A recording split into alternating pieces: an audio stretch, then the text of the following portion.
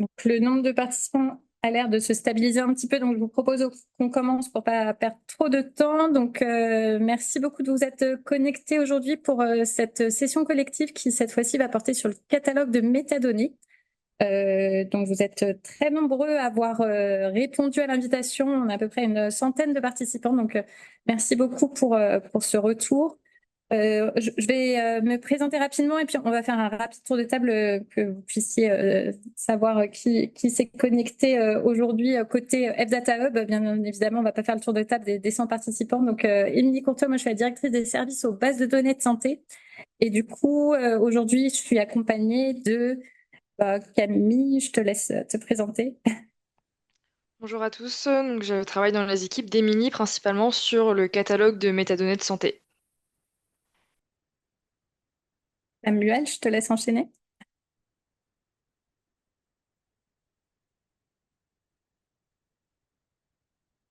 Ou Anaïs, Je vais enchaîner, donc Anaïs Salzac, responsable partenariat Anthropodonnées de santé, et je suis chargée de l'organisation de ces sessions. Désolé, à mon tour. Moi, c'est Samuel Horry, je suis product owner au Data Hub et je travaille entre autres sur ce catalogue de métadonnées. merci. Et puis, on sera également rejoint par Anis en fin de réunion, Anis Amroun, qui répondra plus à vos questions techniques et qui a développé le catalogue de métadonnées. Il est là, Anis, hein, je crois. Je crois l'avoir vu. Mais... Hello, Oui. Ah oui. Ah bah vas-y, Anis, alors je t'en prie, je savais pas si tu étais déjà connecté. bonjour, enchanté Anis, développeur full stack qui a travaillé sur le catalogue. Merci beaucoup. Alors, du coup, cette session, elle va se dérouler surtout, on a voulu privilégier vraiment le temps de questions-réponses. Donc, je vais vous faire une présentation du catalogue de métadonnées, après vraiment une démonstration où vous allez pouvoir le voir en réel.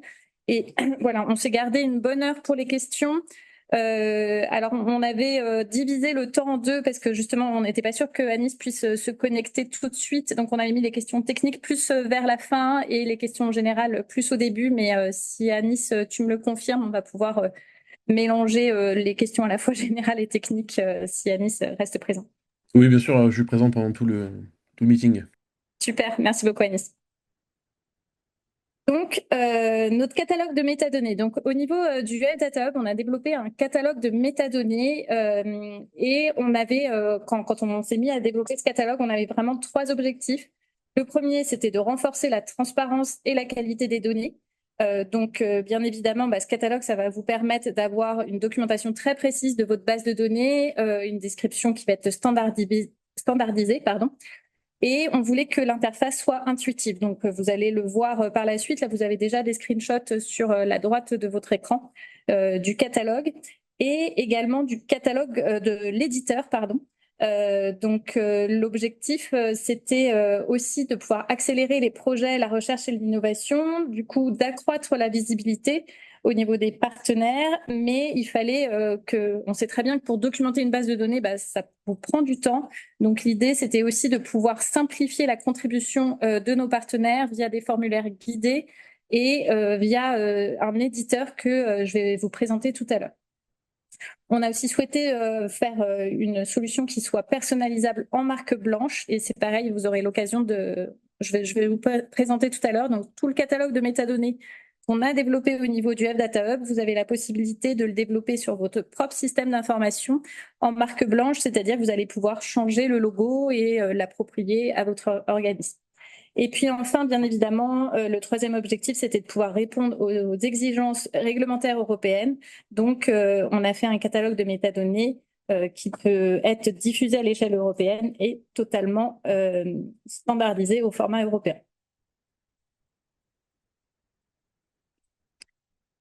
Donc voilà, c'est ce que je vous disais à l'instant. Donc le catalogue de métadonnées, il est au standard SDK-TAP. Donc c'est le standard qui a été choisi au niveau européen, notamment dans le cadre des travaux TEDAS. Donc l'objectif, ça va pouvoir être de standardiser les métadonnées, de structurer les catalogues entre eux, qui puissent être interopérables. Donc vous avez ici un petit schéma. Donc vous avez le catalogue, enfin des catalogues locaux qui peuvent être soit des catalogues que vous avez vous-même développés, soit notre catalogue en marque blanche que vous souhaitez développer sur votre système d'information, qui peut être connecté au catalogue de métadonnées national, qui lui sera connecté au niveau de l'Europe. Vous avez donc soit la possibilité d'alimenter un catalogue local, donc le vôtre, soit vous pouvez aussi alimenter directement via notre éditeur le catalogue au niveau national.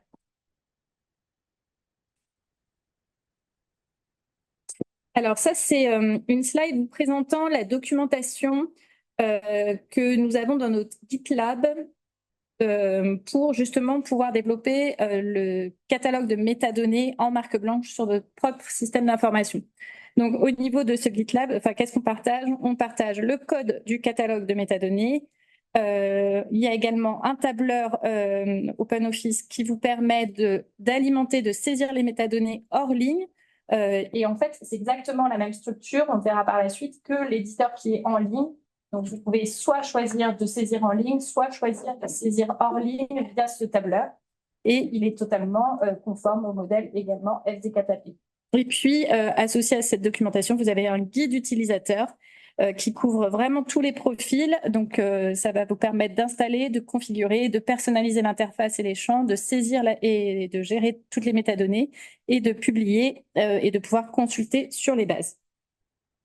Donc, ce que je vous propose, c'est d'ores et déjà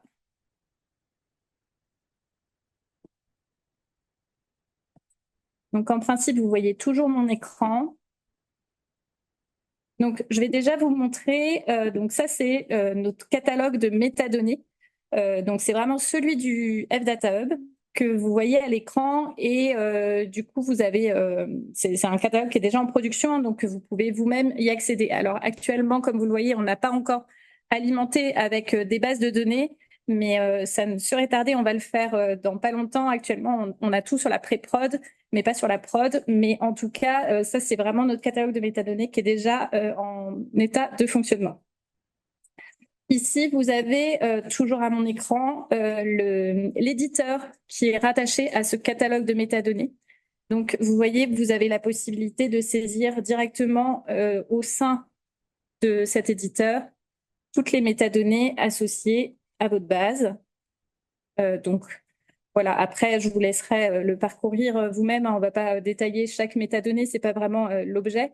Mais en tout cas, vous avez quelque chose, une interface assez intuitive où vous avez à chaque fois une explication de comment compléter la métadonnée qui est directement intégrée dans l'éditeur.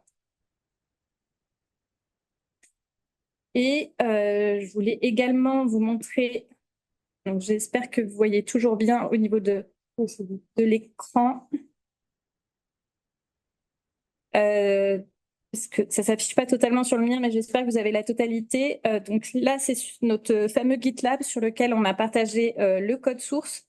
Donc, vous avez tout d'abord un dossier qui s'appelle Introduction. Alors, c'est pas dans le bon ordre, mais en tout cas, vous avez ce dossier Introduction dans lequel vous avez un diaporama de présentation, vous avez le guide, vous avez 2 vidéos également de démonstration.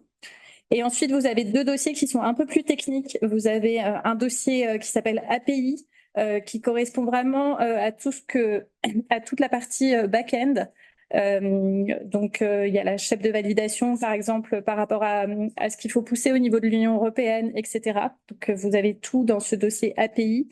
Et un deuxième dossier technique qui s'appelle Web, qui est cette fois-ci tout ce qui correspond à l'interface de l'application, soit admin, soit l'éditeur. Donc, c'est tout ce qui correspond au front-end.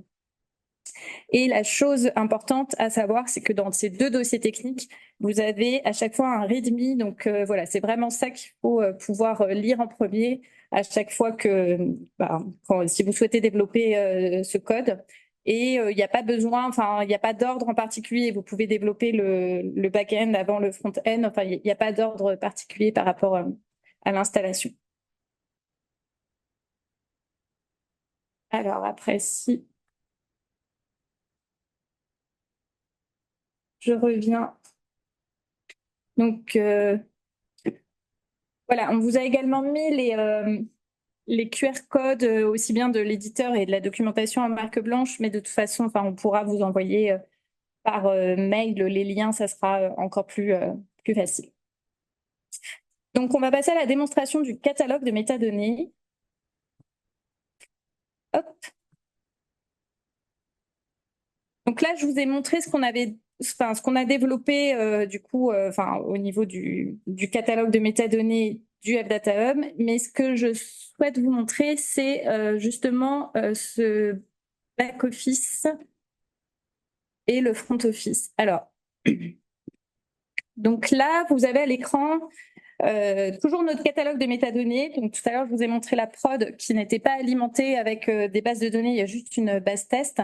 Donc là, cette fois-ci, c'est la pré-prod et qui est alimentée, comme vous le voyez, avec plusieurs bases de données que nous avons et que je vous fais défiler ici.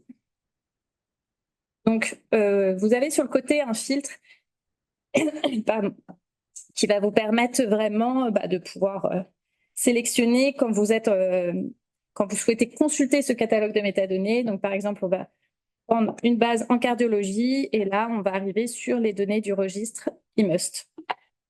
Donc, vous avez plusieurs filtres comme ça qu'on a choisis. Donc, il y a le domaine médical, les catégories de données, la couverture géographique, le nom du responsable de données, le nom du responsable de la mise à disposition et on a également mis un filtre sur la tranche d'âge concernée par la base de données. Donc, ça, c'est sur du coup ce que l'utilisateur voit. Et là, vous avez cette fois-ci l'interface administrateur de notre catalogue de métadonnées. Donc, vous avez toujours la possibilité de filtrer. Et donc, vous avez toutes vos bases de données. Donc, vous voyez qu'il y en a qui sont publiées, d'autres qui ne sont pas encore publiées, qui sont en cours d'actualisation. Et donc, ce qu'on va faire, c'est qu'on va créer une base de données. Donc, vous avez la possibilité soit de modifier manuellement. Donc là, ça renvoie vers l'éditeur, donc la saisie en ligne que je vous ai montré tout à l'heure, soit de charger le fichier Turtle, soit de charger le fichier XLSX. Donc, on va choisir cette option. On va parcourir les fichiers. Et alors là, en principe,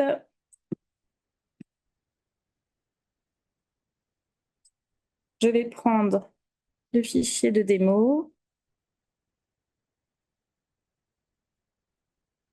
ouvrir, et ensuite, j'appuie sur créer. Et donc, on va voir, alors c'est arrivé sur la page 2 du coup. Donc, nous avons page 2, base de données démonstration. Donc, c'est celle que je viens à l'instant de télécharger sur mon interface éditeur, mon interface admin, pardon. Et donc, avec cette base-là, maintenant, on va avoir plusieurs options. On va pouvoir modifier les métadonnées, télécharger les métadonnées, valider les métadonnées, publier les métadonnées ou bien supprimer la base de données. Donc là, par exemple, je vais faire modifier les métadonnées et je vais les modifier manuellement.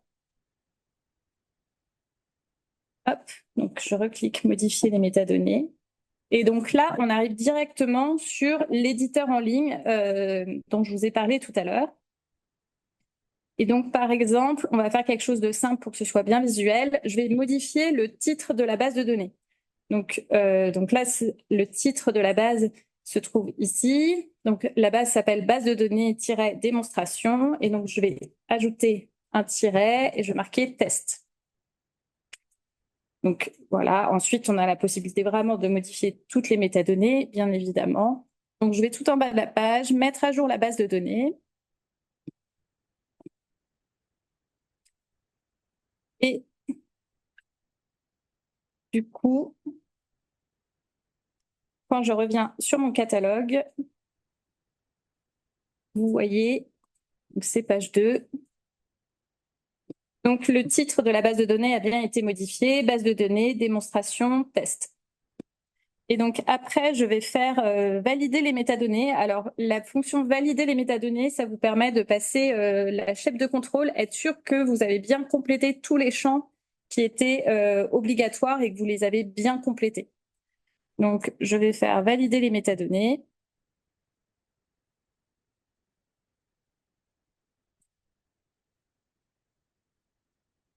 Et donc ici, vous avez des warnings qui s'affichent, mais en fait, c'est juste pour vous dire que ce sont des métadonnées qui ne sont pas obligatoires, qui sont facultatives, mais du coup, ça n'empêche pas la validation.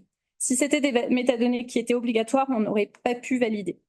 Donc là, du coup, j'ai vérifié, donc je peux faire fermer. Et après, du coup, vu que ça me convient, je vais publier les métadonnées. Donc ici, vous avez le petit logo qui se change automatiquement en publié. Et lorsque je vais sur le, l'application directement, là, vous voyez base de données, démonstration, et du coup, il y a le petit tiret test parce que j'ai bien modifié les métadonnées. Et quand vous cliquez dessus, vous avez du coup la base de données, donc la vue d'ensemble de la base de données avec vraiment une description très macro de la base. Vous avez ensuite les caractéristiques de la base. Donc là, on est un peu plus dans le détail avec le nombre d'entrées, le nombre d'individus, l'âge de la population, etc. Vous avez sur le côté à droite le responsable et contact utile, donc responsable de données, responsable de la mise à disposition des données. Et puis, vous avez également tout ce qui est modalité d'accès à la base de données. Et ensuite, si on veut aller un petit peu plus loin dans la description de sa base de données, on a toute la partie table. Donc ici, vous avez 4 tables. Et vous pouvez également voir les variables en cliquant tout simplement sur voir les variables. Donc là, par exemple, on a 4 variables dans cette première table. Et ensuite, tout en bas, vous avez les ressources associées à la base de données. Donc, voilà un petit peu tout ce qu'on voulait vous montrer. Je vous propose du coup de passer à la session de questions-réponses. Utilisez le chat, voilà, c'est marqué sur la slide, mais utilisez le chat si vous souhaitez poser vos questions. Alors, plutôt l'outil question-réponse, parce qu'il y a Ah oui, pardon. cet outil Alors, plus facile. Alors, on ouais. répondra aussi sur le chat, hein, mais c'est vrai que l'outil question-réponse est bien adapté.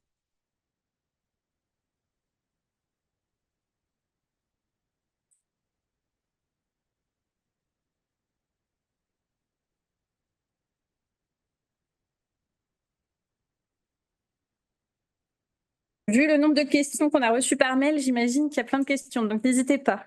Une dans le chat.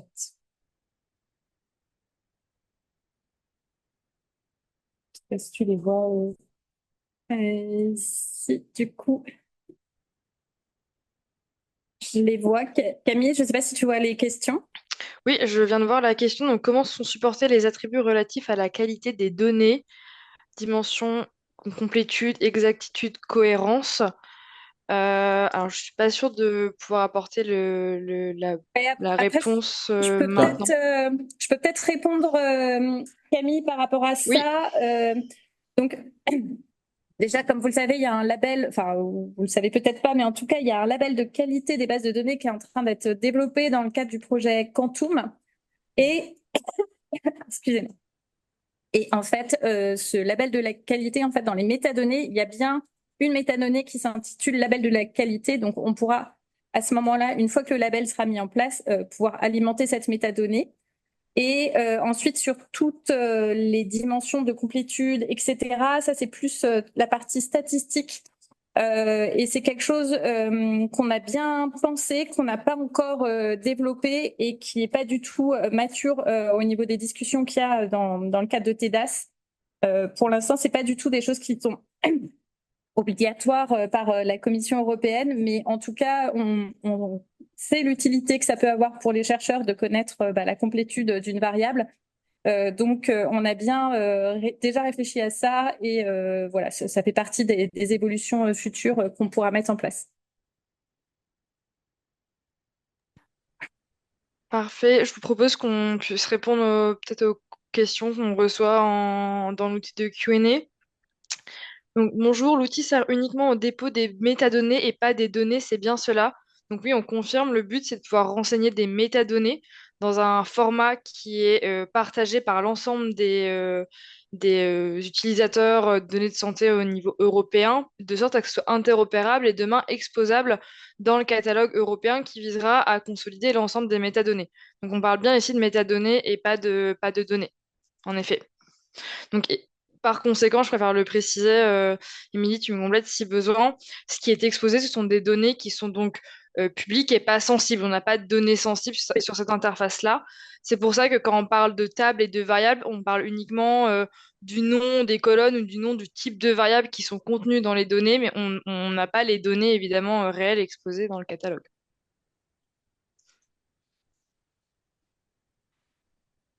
Y a-t-il une protection sur les fichiers où tout le monde peut y accéder et modifier? Alors, ça dépend de quelle interface on parle.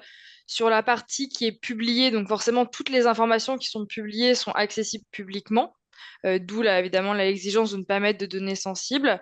Ensuite, sur les fichiers qui sont uploadés dans l'outil, là, il y a une vue administrateur et dans ce cas-là, uniquement les administrateurs du catalogue peuvent y accéder. En l'occurrence, sur le catalogue HDH, ce sont les administrateurs du HDH, mais si vous déployez le catalogue en marque blanche chez vous, ce seront les administrateurs de votre catalogue sur votre production qui auront accès. Et de là, vous pouvez décider de publier ou non les métadonnées. Si ma réponse ne répond pas entièrement, n'hésitez pas à remettre votre question avec un complément pour qu'on soit plus précis dans nos retours. Est-ce que l'on peut enregistrer les modifications en cours pour y revenir plus tard? Est-ce que la fiche d'origine reste publiée pendant ce temps? Alors, oui, vous pouvez publier, revenir modifier. Vous pouvez également commencer à remplir dans l'éditeur, quitter votre page et faire autre chose dans votre navigateur et revenir. Les métadonnées restent précomplétées. Nous, ce qu'on vous recommande, c'est néanmoins de télécharger votre statut d'avancement en téléchargeant ce que vous avez complété au format XLSX et le réuploader pour continuer vos modifications. Mais en tout cas, évidemment, vous n'êtes pas obligé de, si vous avez par exemple 100 tables à renseigner, vous pouvez le faire évidemment en plusieurs fois. Euh, Il n'y a pas de filtre possible au niveau variable. Par exemple, si on veut toutes les bases pour lesquelles... Oula, attendez. On veut récupérer un examen biologique particulier. Je ne sais. Hmm. Non, il Et n'y en a pas fait, de filtre.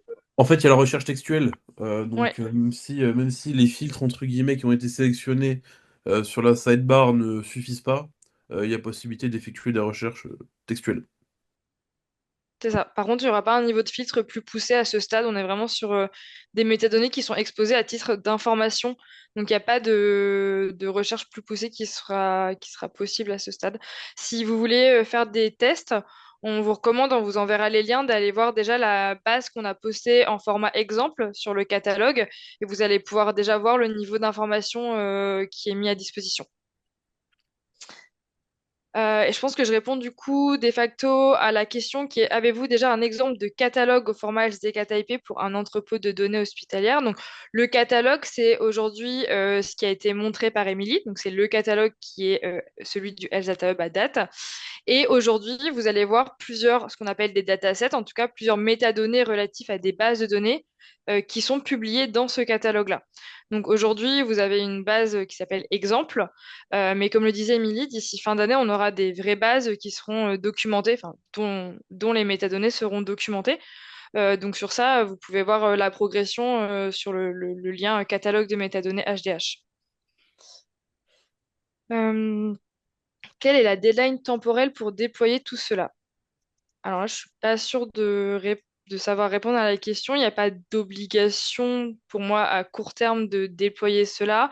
À moyen, plus long terme, il y aura une obligation en effet d'avoir, enfin, s'il y a un catalogue de métadonnées, de l'avoir dans le format SDKTIP, mais il me semble, Émilie, et là je te laisse compléter, que c'est lié à des exigences réglementaires européennes, donc notamment les travaux qui sont en cours dans le cadre de l'EHDAS.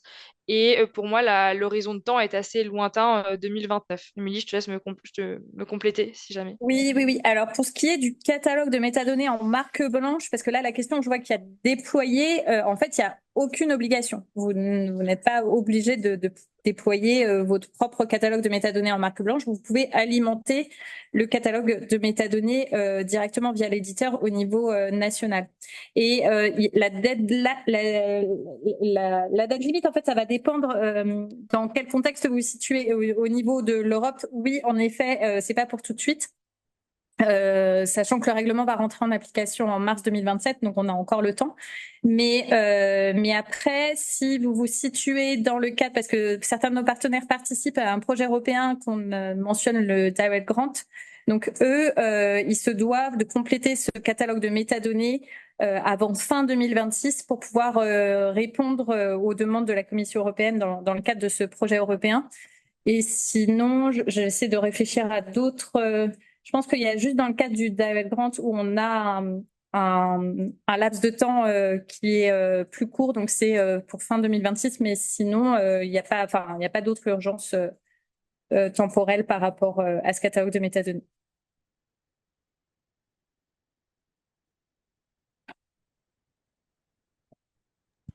Merci, Émilie. Je pense qu'il y a une autre question auquel tu peux apporter ton éclairage également. Est-ce que le catalogue européen a vocation de recueillir le catalogue des données des EDS et si oui, à quel horizon? Je pense que tu y as partiellement répondu avec ta réponse. Oui. Alors, en effet, toutes les bases de données qui vont être concernées par le règlement européen ont été définies dans le cadre de travaux TEDAS. Et c'est vraiment très, très large. C'est toute base de données de santé. Et du coup, le catalogue des données des EDS, alors je ne sais pas si c'est des EDS hospitaliers ou non, mais en tout cas, à partir du moment où ça rentre dans la liste des bases définies qui sont concernés par le règlement européen, vous devez en effet compléter ces métadonnées. Et oui, ça sera 2027, voire même 2029. En fait, il y a des délais supplémentaires. Le règlement européen s'échelonne sur plusieurs années en termes d'obligations et du coup, ça sera 2029. Très clair. Sur l'alimentation par API et non à la main, est-ce que c'est une fonctionnalité qui est prévue à date? Ce n'est pas une fonctionnalité qui a été prévue dans cette Alors, version je du vais, catalogue. Samuel, je te laisse la main. ouais, désolé. En fait, effectivement, en fait, par rapport à la question d'avant, on travaille bien sur une synchronisation de données entre les différents catalogues et notre catalogue ou le catalogue européen. Et tout ça, ça se fera par API. Donc, la fonctionnalité existera à terme. On pourra transférer des données via API directement, donc ou via une requête curl ou d'autres types de requêtes pour intégrer les données au sein de l'application. Donc, en tout cas, c'est dans la pipeline. Et peut-être pour préciser, c'est que globalement, on attend vraiment d'avoir les consignes au niveau de la Commission européenne. Samuel, dis-moi, hein, si corrige-moi parce que c'est toi qui connais mieux le sujet Exactement, que moi. tout à fait. Mais pour pouvoir développer vraiment l'API qui est similaire à ce que demande la Commission européenne et pas avoir à faire le travail deux fois. Donc c'est pour ça qu'on l'a pas encore mis Exactement. en place. C'est juste qu'on attend d'avoir les spécifications au niveau européen. Tout à fait. Ce qu'on fait pour la Commission européenne, on a tendance à mutualiser en fait les connecteurs API. Donc l'idée est d'avoir les mêmes routes, les mêmes connecteurs, etc. Et donc on attend que la Commission européenne termine ses spécifications techniques pour qu'on puisse s'y adapter et ensuite faire la même chose de notre côté. Merci beaucoup, Samuel. Sur des retours d'expérience de production automatique de SDK TAPI depuis une forme autre que le format Excel. Alors, je pense que du coup, on a partiellement répondu à cette question via la fonctionnalité d'API qui arrivera un peu plus tard. Autrement, au-delà du format Excel, on a le format éditeur, donc directement dans le catalogue, enfin dans l'outil qui est possible. Je suis pas sûre de bien comprendre la question, donc je suis preneuse d'un complément pour être sûre qu'on vous apporte les bonnes réponses. Si seuls les administrateurs HDH peuvent modifier, comment fait-on pour créer ou modifier? On vous demande de le faire. Alors, non, vous pouvez créer vous pouvez créer vos propres métadonnées en utilisant l'éditeur. Vous pouvez télécharger ce que vous venez de créer en format Excel. Vous pouvez ensuite modifier un format Excel, remettre dans l'éditeur. Ça, c'est une interface qui est entièrement publique. Là où le HDH va rentrer en jeu, si vous souhaitez exposer vos métadonnées dans le catalogue du HDH, c'est au moment uniquement de la publication. Mais si votre fichier est intégralement, enfin fichier ou éditeur, en tout cas vos métadonnées sont complétées, qu'elles passent la shape de validation, les contrôles sur l'éditeur en ligne, il suffit de les envoyer du coup au pôle catalogue, donc à la direction d'Émilie, pour ensuite pouvoir les publier. Émilie, je te laisse peut-être compléter sur le processus de publication. Oui, oui, non, c'est exactement ça. Bon, après, on peut fonctionner par mail, bien évidemment. C'est encore le plus simple, hein. Donc, vous pouvez envoyer des mails aux responsables de partenariat qui s'occupent plus particulièrement de votre base de données et on fera le lien de cette façon. Voilà. En tout cas, le but, c'est que vous soyez le plus autonome possible dans la publication de ces métadonnées. Et nous, on rentre vraiment dans la boucle à partir du moment où il y a une volonté de publier. Sur comment avez-vous défini les structures destinées à collecter la documentation des bases de données? Avez-vous soumis vos propositions de modélisation à certains établissements pour validation ou retour d'expérience?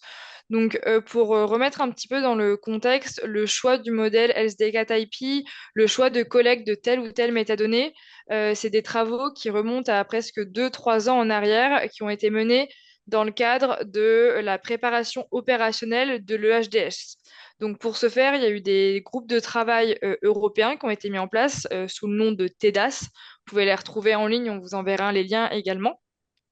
Depuis environ 2 ans, dans le cadre de ces travaux européens TEDAS, donc qui sont chapeautés par la Commission européenne, il y a eu des groupes de travail avec différents pays membres qui ont contribué à définir, on va dire, l'usage déjà du modèle SDK-TypeI, les types de métadonnées à collecter et également les grandes fonctionnalités techniques du catalogue de métadonnées. À chaque fois que des jalons et des décisions ont été prises, il y a eu pas mal de, je crois, 3 ou 4, il me semble, consultation publique, où donc là, plusieurs partenaires, établissements européens dans toute l'Europe ont été amenés à nous faire leur retour afin de permettre d'affiner la proposition et les recommandations cibles. Et c'est à l'issue de ces groupes de travail et des recommandations qui sont parues dans ces rapports de travail que nous avons mis en place tout simplement ce qui a été défini dans le cadre de TEDAS. Donc, on a uniquement réutilisé le modèle de métadonnées qui a été validé dans les cadres des travaux européens et pareil pour on va dire, la structure technique du catalogue. Donc ça, on pourra également vous envoyer les liens des différentes boucles de travail européennes qui ont été menées. Je note quand même que là, on est sur un modèle, notamment SDK-TypeI, qui se stabilise. Néanmoins, il n'est pas totalement figé. Il y a encore des mises à jour qui continuent de venir de la part de la Commission, enfin, par le niveau de la Commission européenne, notamment une nouvelle qui arrivera début janvier. Et donc, sur le prochain semestre, enfin, en tout cas le premier semestre 2026, on pense qu'il pourrait y avoir des petites modifications de modèles qui continueront d'arriver. Le but ce sera évidemment de les maintenir, nous, dans notre catalogue et de vous les partager au fur et à mesure. En tout cas, on est vraiment, ce qu'il faut se dire, c'est qu'on est vraiment au début, on va dire au début de l'histoire des outils, en tout cas. Peut-on avoir un lien vers votre Excel d'alimentation? Comme disait Mini, on va vous faire parvenir plusieurs liens récapitulatifs à la fin du webinaire. Néanmoins, si vous souhaitez y aller, quand vous allez dans l'interface de l'éditeur, vous pouvez télécharger l'éditeur vide et là, le Excel, du coup, arrivera chez vous. Donc, ça vous permettra d'avoir une première vue du modèle de métadonnées. Avez-vous prévu des séances de formation au modèle SDK-TypeI? À ma connaissance, non, pas actuellement. Émilie, je te laisserai compléter. Néanmoins, on pourra vous pousser la documentation à date qui est maintenue par d'autres partenaires européens dans le cadre justement des travaux de TEDAS, qui est déjà très très complète. Vous avez une explication du modèle, une illustration du modèle et également l'ensemble des métadonnées qui sont aujourd'hui obligatoires, recommandées ou optionnelles.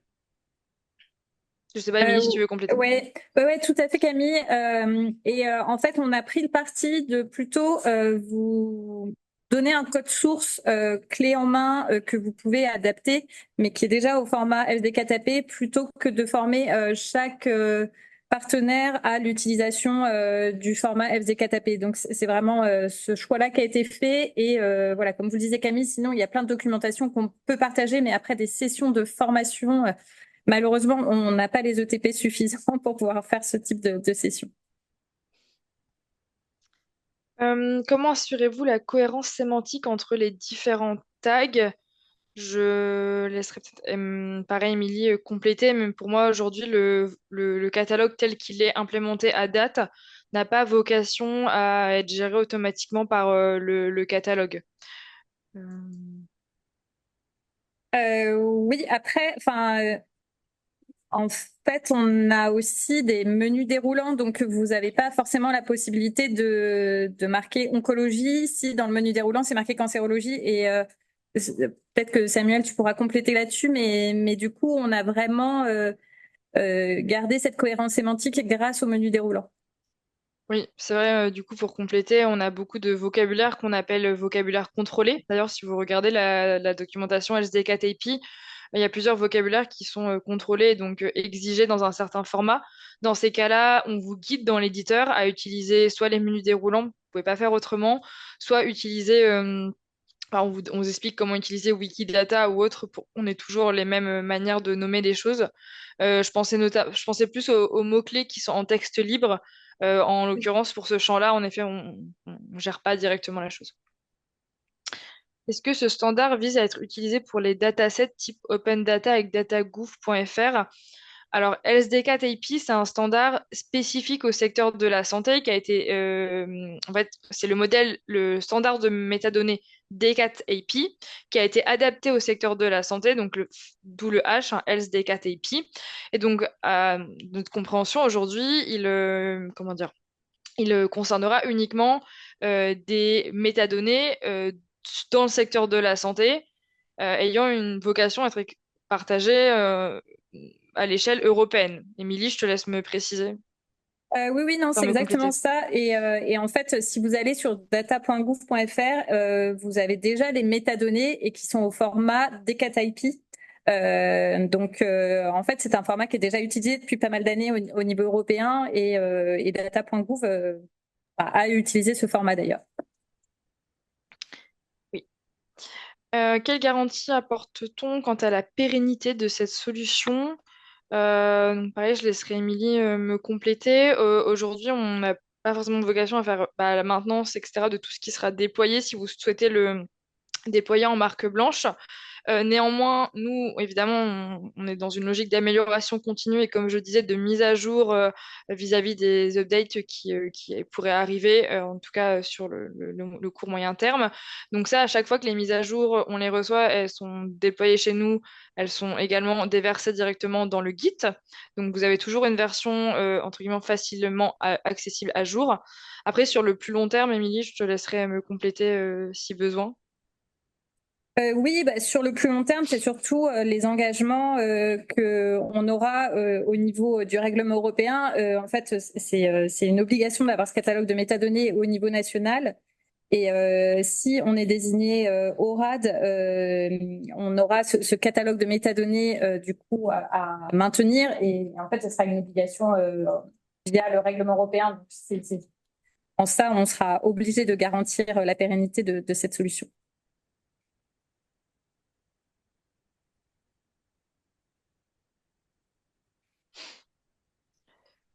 Je ne vois pas d'autres questions à date. N'hésitez pas à reposter si jamais on a loupé ou si vous souhaitez des compléments sur des choses auxquelles on aurait répondu partiellement. Ouais, je crois qu'il y en a une dans le chat, Ah, Camille. pardon. Avez-vous des retours d'expérience de production automatique du format LZKTIP autre que la traduction depuis le format Excel que vous proposez? Si je comprends bien, des métadonnées qui seraient générées automatiquement dans le format, je pense par exemple d'une base de données ou d'une documentation d'une base de données. Non, aujourd'hui, comme on l'expliquait, on vous propose uniquement la complétion du fichier Excel ou la complétion des métadonnées via l'éditeur en ligne. Comme on le disait, l'usage d'un API pourra plus tard être exploré, mais pour le moment, non.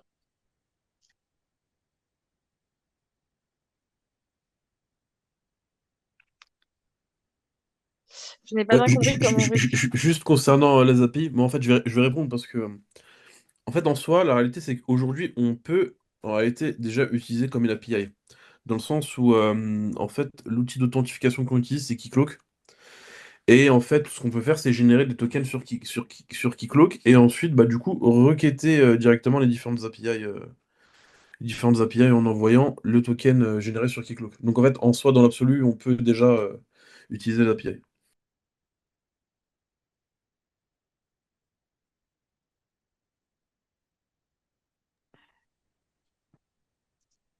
Je n'ai pas bien compris comment récupérer le fichier template pour avoir une idée vague des éléments à entrer pour déclarer un dataset. Alors, je vous fais parvenir le lien de l'éditeur. Et donc sur le lien de cet éditeur-là, déjà dans les sections de l'éditeur, vous voyez le type de métadonnées qui sont requises pour valider la publication. Et ensuite, si vous allez en haut à droite de cette interface de l'éditeur, vous avez une petite flèche qui s'appelle télécharger les métadonnées et à partir de ce moment-là, vous pouvez télécharger en Excel. Vous l'avez également dans le GitLab. Enfin, je vous ai montré là en même temps. C'est dans le dossier introduction et vous avez le dataset que vous pouvez aussi télécharger directement via notre GitLab.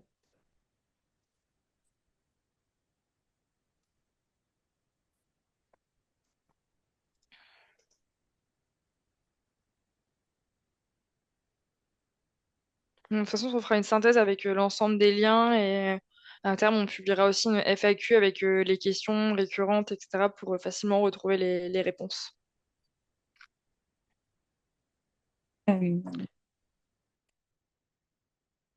D'ailleurs, vous voyez toujours bien mon écran ou j'ai Oui, l'impression que ça s'est mis en pause. Non, c'est bon. non, Ok, on voit parfait. toujours, on voit Oui. toujours le Git. Super. Je ne sais pas si on attend encore quelques minutes, s'il y a d'autres questions. Alors, je sais que j'avais Ah. eu des questions sur est-ce qu'on peut faire une réunion avec vos devs? Et j'avais répondu à certains de nos partenaires, bah non, malheureusement, parce que leur temps est très précieux et on peut pas se permettre de faire des réunions avec l'ensemble, enfin avec des partenaires de façon individuelle avec nos devs. Et du coup, je tiens vraiment à ce que vous puissiez profiter de la présence d'Anis pour poser toutes vos questions parce que c'est vraiment pas quelque chose, enfin qu'on pourra réitérer de façon individuelle. Donc, profitez bien d'Anis si vous avez des questions très techniques de dev. Et après, on a une autre question. Oui, quelle granularité est recommandée, volume, dimension, domaine des données pour produire les datasets? Alors, pour ça, je pense le guide utilisateur peut vous aider. Donc, il est accessible, pareil, via le guide dans un dossier qui s'appelle Introduction. Vous avez un guide utilisateur en PDF où on explique en fait les différentes granularités du modèle et ce qui est attendu ou en tout cas très recommandé à mettre dans chacun on va dire, des catégories du modèle. Nous, on considère ici que dataset est égal base de données. Donc en termes de volume, je dirais, on affiche en fait une carte entre guillemets par base de données. Donc des jeux de données suffisamment agrégés en fait pour être exploitables. Et ensuite sur les domaines et les dimensions, je veux bien des précisions. Mais ça dépend. Enfin pour le coup, c'est un peu libre. C'est la dimension, en tout cas le domaine de votre base de données.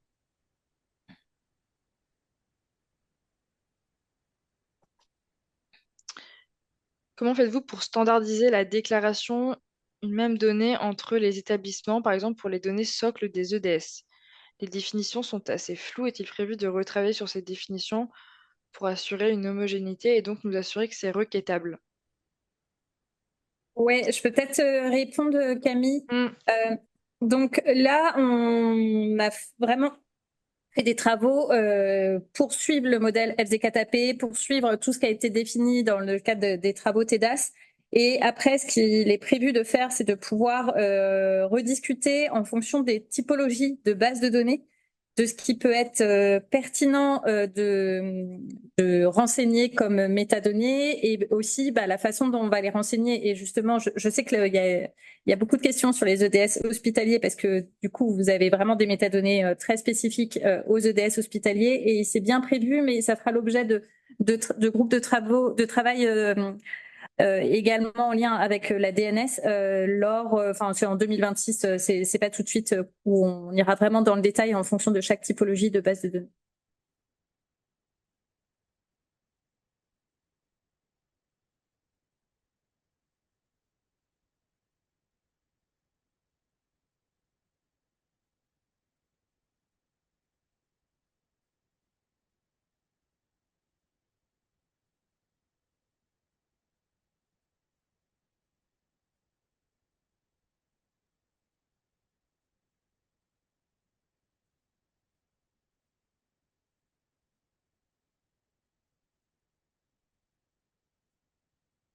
Ouais, je vois une autre question là sur les EDS hospitaliers.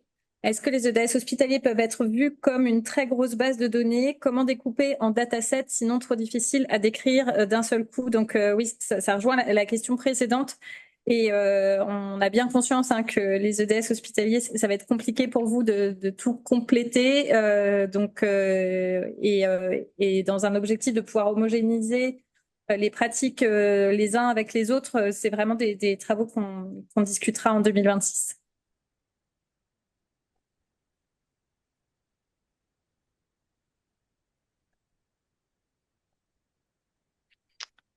Sur le fonctionnement du modèle LSD4AP, oui, le guide utilisateur simplifie le modèle. Donc, c'est une ressource qui suffit pour comprendre le fonctionnement, les classes de métadonnées qui sont obligatoires, recommandées et optionnelles, pardon. Donc, le guide utilisateur, comme je disais, il est disponible via le Git. On pourra également vous le renvoyer. Et en complément de ça, on partagera également la documentation officielle du modèle SD4AP qui est par contre beaucoup plus dense, beaucoup plus granulaire. Donc, comme ça, vous avez tous les éléments à votre disposition. Sur les questions pour les EDS nationaux, je pense qu'on y a répondu. Amélie, tu me dis, mais une question sur la partie multicentrique, multilogicielle. Je pense que c'est le découpage, le découpage et la définition des datasets Oui, répond alors notamment à ça. je pense que c'est plus les EDS thématiques, si je comprends bien la question. Et oui, en effet, il y a des EDS thématiques nationaux qui sont multicentriques. Et en fait, là, ça va être vraiment, il va y avoir au niveau du règlement européen, vous avez les détenteurs de données, les détenteurs de données de confiance, et en fonction de qui fait quoi, vous avez des responsabilités. Donc en fait, il n'y aura pas tous les centres qui auront cette responsabilité. Ça sera vraiment, il y aura, c'est le responsable de traitement qui devra compléter, qui aura la responsabilité en fait de compléter les métadonnées pour l'ensemble des autres centres qui participent à la même base de données. Enfin, je sais pas si je suis claire dans mes explications, mais en fait, les responsabilités de qui remplira quoi, ça sera vraiment défini dans le cadre du règlement européen. Et alors, je vois pas toute la question. Non, pas thématique. Ah, mince.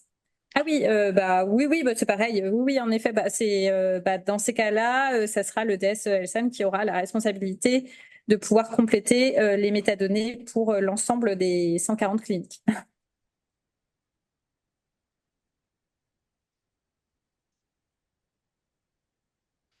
Je crois qu'on a une autre question dans le chat. Oui, je reviens sur le nom. Sur le nom, est-il envisageable que vous le modifiez pour que les gens comprennent du premier coup de quoi il s'agit? Ça, on a bien noté votre retour sur le fait qu'on est bien sur un catalogue de métadonnées relatives Oui. à des bases de données de santé. Donc, c'est bien noté pour que ce soit plus clair. Oui, en fait, on était vraiment dans la traduction et on parle de catalogue au niveau des travaux de TEDAS. Et moi-même, je pense que Camille et Samuel pourront en témoigner. À chaque fois, je faisais préciser deux métadonnées pour vraiment clarifier. Donc, on est sur de la traduction qui porte à confusion. Et après, il y a aussi, vous allez le voir, on parle aussi de répertoire des ensembles de données quand on est sur le règlement européen. Donc, je pense qu'il y a une question de terminologie et il faut qu'on puisse essayer de stabiliser ça pour que ce soit clair pour tout le monde et qu'on n'utilise pas plein de mots différents pour dire la même chose.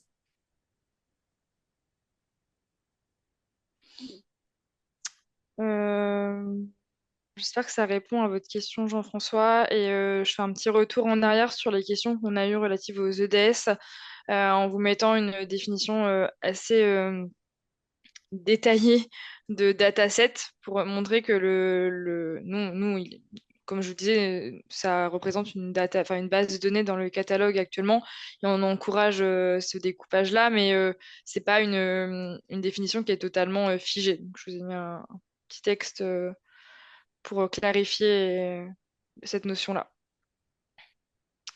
Existe-t-il des propriétés pour décrire la fréquence de rafraîchissement du dataset ou c'est uniquement des bases de données rétrospectives? Non, non, il existe bien une propriété sur la fréquence de mise à jour de la base de données, en l'occurrence. Je crois que c'est le nom exact de la métadonnée. En tout cas, c'est prévu dans les métadonnées qu'on expose. Donc, j'en déduis que tout est clair pour tout le monde. En tout cas, ce qu'on a prévu de faire, c'est donc on a déjà commencé d'ailleurs de publier une FAQ. Toutes les questions là que vous avez posées ont été enregistrées manuellement, hein. Et en fait, elles feront l'objet du coup de l'alimentation de notre FAQ.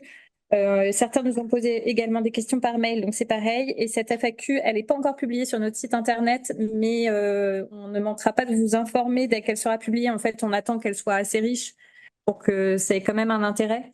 Donc, on vous transmettra le lien de cette FAQ également, où vous pourrez retrouver toutes les réponses à vos questions. Et on va vous proposer de pouvoir clôturer cette session collective et donc, on vous envoie tous les documents utiles par la suite. Bonne journée à tous.